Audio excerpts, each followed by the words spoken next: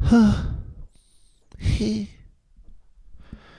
next topic is video games and fun, because video games are fun very often, and one wonders why. One of the reasons they're fun is because there's some sort of a challenge. It doesn't necessarily have to be a very hard challenge. Like, you could say that Animal Crossing, for example, games like Animal Crossing have a challenge. Games like The Sims have a challenge. You have to meet certain requirements. There are certain requirements that need to be met. And you need to meet them, and they're not met sort of de facto. If they were met de facto, it would be a movie, maybe. You would just be watching a screen. Of course, there are... I'm not trying to ignore games that blur the line between that.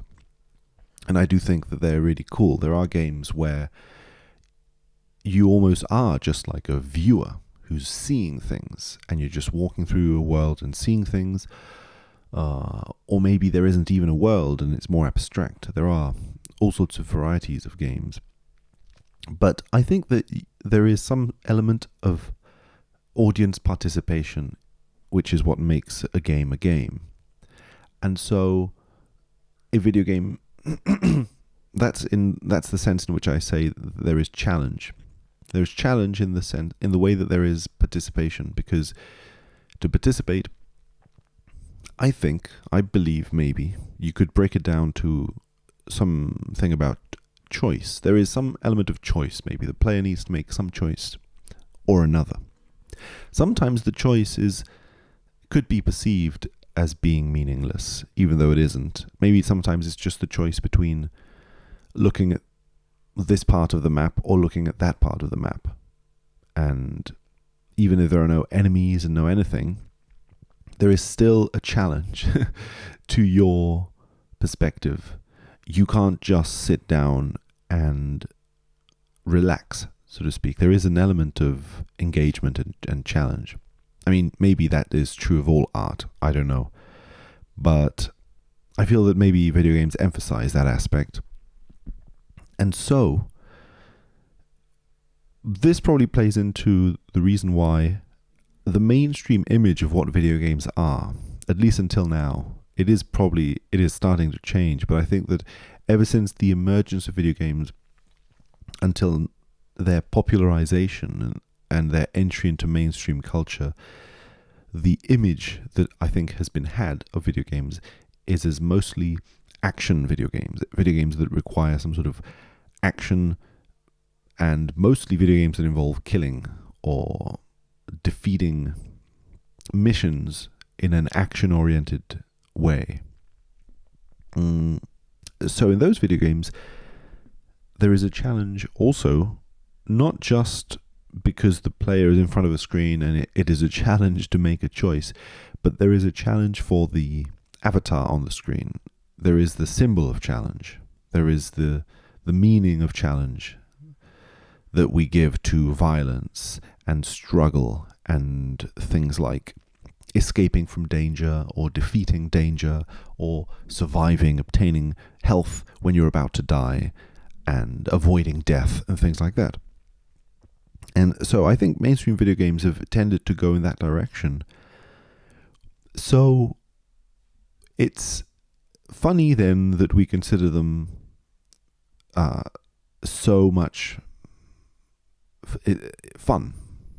Like, obviously, you could say this or a lot of other things, like sports. Like, clearly, we find things like rock climbing and all sorts of difficult sports that involve the exertion of the body beyond its limits to be fun. So there is something about the exertion of the body beyond its limits that we find fun, but also perhaps in the case of sports, the meeting of boundaries. Like, until now you could challenge this easily, but now you want a bigger challenge. You could climb this small rock, now you want to climb a bigger rock. That's more fun. And with a video game also, video games, action video games of the sort that are commonly known, involve difficulty going up and up and up as you play the game. So the game gets more and more difficult, and that's why it becomes more and more fun in some way. But then, in order to get more and more difficult, something happens to them, which is that the world gets almost absurd. The world becomes absurdly difficult in a way that feels unreal almost. In a lot of them, at least, right? Because the game is trying very hard to be difficult towards you. So even things that could be considered to be inanimate objects, like maybe there are barrels falling towards you, maybe there are trees falling on you, all these things seem to be an orchestration that is conspiring to kill you, to hurt you. It feels as if the deeper you get into a video game, then the more the inanimate objects of it become alive and against you in some way. And so fun in these games has this strange meaning almost of confronting an animate world that used to be inanimate, confronting the world as animate object. And I'm interested in this double-edged sword between when a challenge in a video game is very difficult. You could say that you don't like it. Like we all know, there are challenges in video games that make you want to scream and cry and throw the console out the window and stuff like that. Like there are challenges in video games, especially I would say when we're playing video games at a young age, that seem to engage some set of complexes in us, perhaps, that relate to suffering and not to enjoyment, that relate to tears and crying and shouting and being and anger and frustration and things like that. We're meeting those aspects of ourselves, our anger, our frustration, our sadness, and so on, through that challenge. But then that challenge, once it is repeated again and again, and we discover like the ways in which to beat it, we beat it. And then we don't want to play that challenge again because we've already bet it. We've already beat it. Like it's no longer fun. Because you could think maybe that if something is frustrating and making you angry and sad, once it stopped making you angry and sad, you would be happy about that. Suddenly it would be enjoyable. But apparently that's not the case. Once it stops making you angry and sad, you want a stronger challenge. You are happy that you've beat that challenge. What makes you happy isn't the fact that you can now stroll across this level in the video game free of damage. That's not exactly what makes you happy. I mean, it could in some cases, but I think the mainstream perception of video games is that once you beat a challenge, that's cool in and of itself. It's cool to have simply made it. There is a satisfaction in having made it through. That's the satisfaction that has to do with frustration and suffering. It's simply the act of having frustrated yourself out of frustration, so to speak. And then you want a bigger challenge. And you go to a place that is going to make you even more frustrated than you were before. But at the same time, with an even clearer knowledge that you can get through these challenges because you have been getting past the previous ones as well. So you also gain a set of tools in your toolkit for resilience against frustration and suffering and sadness and so on. This does make me wonder whether the fun in video games has something to do with the overcoming of sadness, the overcoming of troubles, the overcoming of frustration, and the frustration that you feel in video games is like a real frustration in your life. Like the fact that you're able to cry and shout at a video game, which is just sort of, whatever death you're experiencing in the video game, whatever kind of hurt that an enemy is causing you, whenever an enemy steals you of your magical objects or something,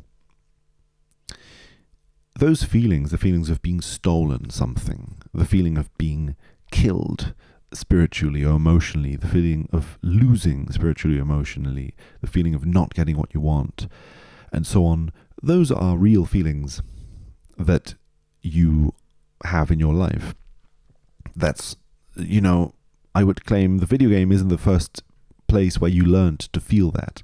You've known how to feel that in other areas in your life. So the video game seems just like a simulacrum of that. And by beating that, you seem to be beating symbolically the frustration that you felt in your life, the sadness that you felt in your life, the anger that you felt in your life.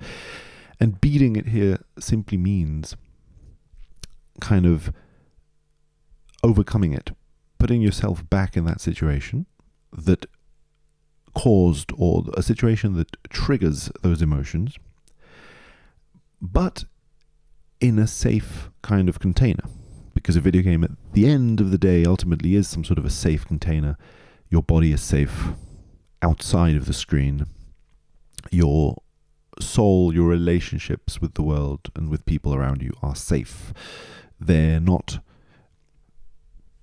imbued with whatever's happening on the screen. Whatever's happening on the screen is outside of your life in some way, right? So you're almost kind of like dealing with trauma, but in a simulacrum kind of thing. And it makes it feel also as if it's precisely the meeting with trauma in this simulacrum that involves simply like the imagination of trauma that reconnects you precisely with your own trauma, that then becomes a safe place in which to beat that trauma. And beating it here doesn't mean like pushing it deeper down into the unconscious, but realizing that met with situations that make you frustrated, such as these situations in the video games are, met with such situations, even if they're small situations, such as, again, beating a certain situation in a video game, even such a situation, met with it, you find ways to get out of it by following its rules. Like you're not breaking the rules of the video game, right? Often you're not. If the video game asks you to jump over a very difficult jump, you jump it until you get it right. So there is a rule that you're respecting in some way, and you're getting over that rule. You're making it through that rule by using that rule. Which is, of course, in our life, our frustration has to do with limits in this way. There are limits to what we want and what we can want. Like, what I mean is, we can want something and then a limit can impose itself on us, preventing us from having the thing that we wanted. Or we can not want something, but a limit in what is available to us prevents us from getting sort of the thing we didn't want to stay away from us, and so on and so forth. So that rules seem to be the cause of our frustrations and all these like emotions. And so by becoming imbued by rules, with rules in this simulacrum, you seem to be transforming your relationship to rules. For example, things like patience. How much patience or discipline are you going to have in the face of certain rules? How much are you going to, for example, take care of yourself? How much are you going to take care of yourself in the face of these rules? How much are you going to take care of others in the face of these roles. And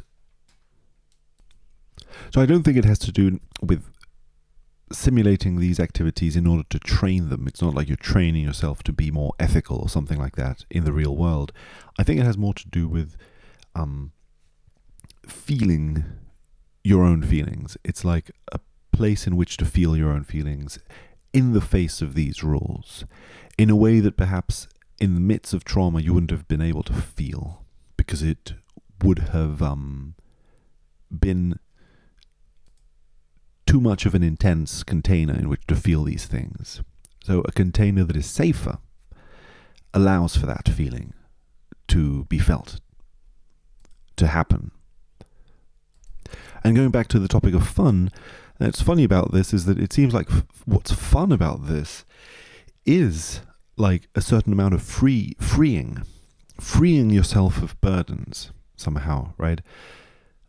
The fun of encountering sufferings in video games is the fun of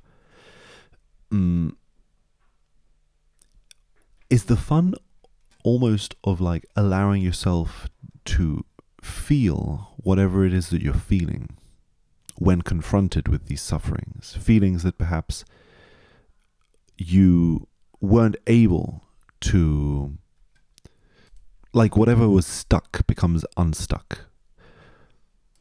I think that fun a lot of times has to do with relaxation somehow of tensions. There are accumulated tensions, and when they're relaxed, something about there's like, it's liberating, it's freeing, it's fun. And so the funny thing is, I don't think these are tensions that are being created artificially by the video game.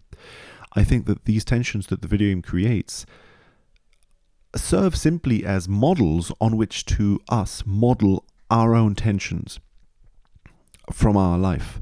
Our own tensions become like the focus of our struggles in the video games. And I think our tears and our cries, our shouting, come from that place, which is real.